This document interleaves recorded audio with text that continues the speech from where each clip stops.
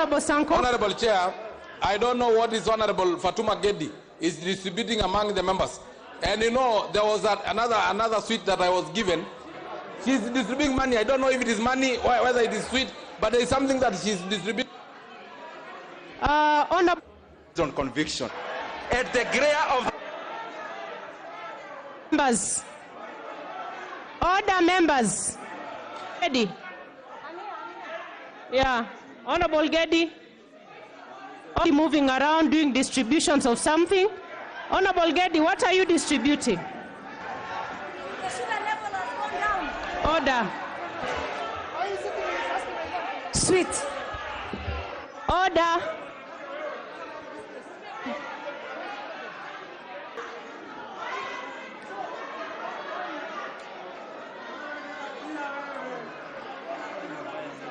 Has alleged that the Honorable Gedi was moving around distributing money, and the Honorable Gedi has confirmed on record that she was distributing sweets.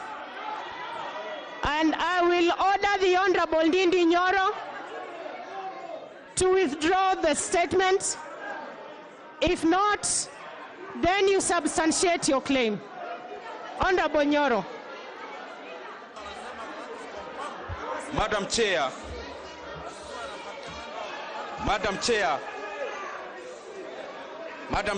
I need protection from these hecklers. Madam Chair, I stated here, Madam Speaker, that I saw Honorable Gedi distributing money in tunes of 100,000 and 200,000. KEMSA. Are you able to prove that, Honorable Nyoro? Madam Speaker, Honorable Nyoro, we have the evidence order, that these members are... Order.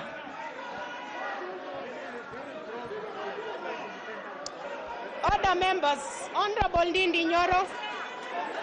Order, members. You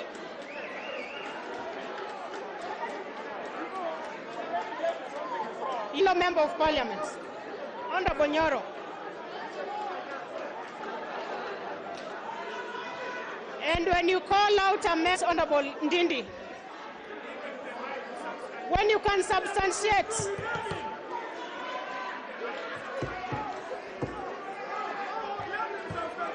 Honorable Ndindi, you need to withdraw your claims.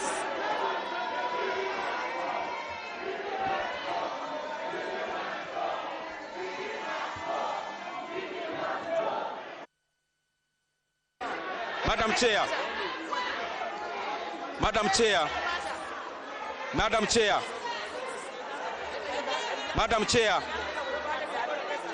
Chair, I need to be heard. Madam Chair,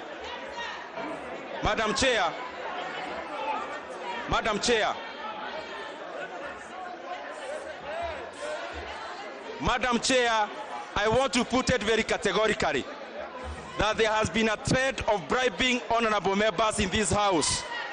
And Madam Speaker, today we saw money being distributed by Honorable Gedi to members who are voting for these political parties' amendment.